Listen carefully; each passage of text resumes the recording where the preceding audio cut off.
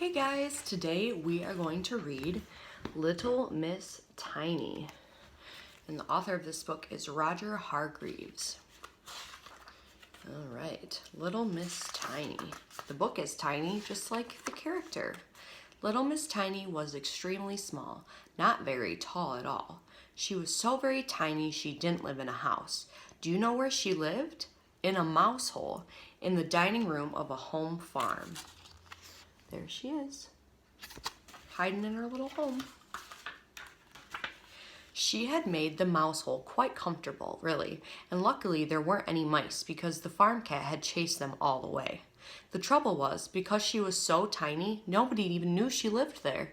Nobody had noticed her, not even the farmer and his wife. So there she lived, all alone, with nobody to talk to. She was very lonely and sad. Oh dear.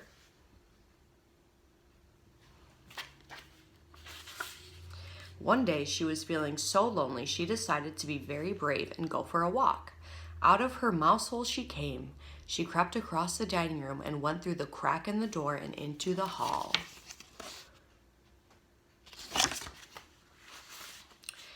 To little Miss Tiny, the hall looked as big as a field, and she scuttled across it to the back door of the farm. Luckily for her, the letter box was at the bottom of the door, and she squeezed herself through it and onto the doorstep. It was all very exciting.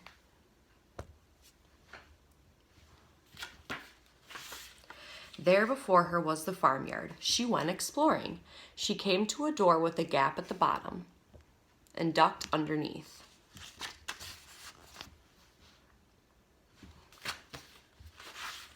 There inside was a pig, a large pig, and if you're as small as little Miss Tiny, a large pig looks very large indeed. Miss Tiny looked at the pig. The pig looked at Miss Tiny. Oink, he grunted and moved closer to inspect this little person who had entered his sty.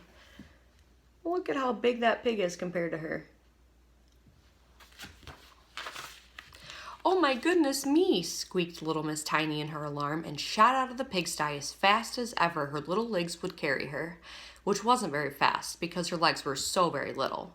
She ran right around to the back of the pigsty before she stopped.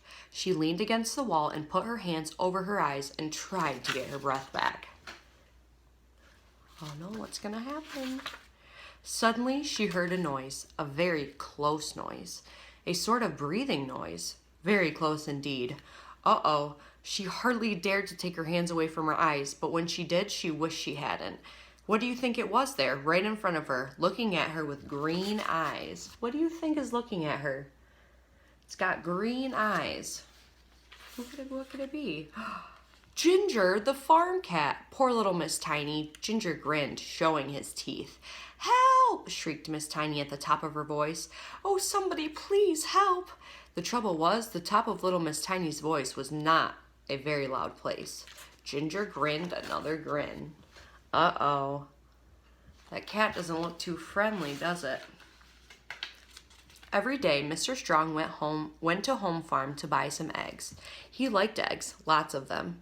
That day, he was walking home across the farmyard when he heard a very tiny squeak. He stopped. There it was again, round the corner.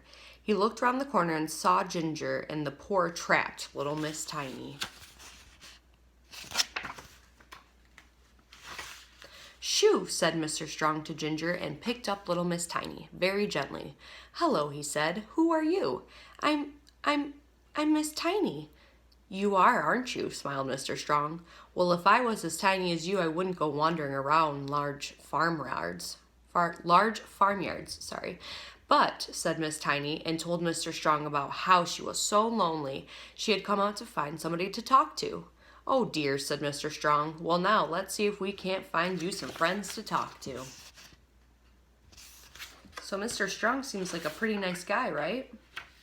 And now, every week, Mr. Strong collects little Miss Tiny and takes her off to see her friends. 3 weeks ago, he took her to see Mr. Funny, who told her so many jokes she just could not stop laughing all day. 2 weeks ago, he took her to see Mr. Grady. He told her his recipe for his favorite meal. But that's much, much too much for a tiny little me, she laughed. Mr. Grady grinned. For you, he said, divide by 100. So she's really tiny. Last week, Mr. Strong took her to see Mr. Silly, and Mr. Silly showed her how to stand on your head. That's very silly, giggled little Miss Tiny. Thank you, replied Mr. Silly, modestly.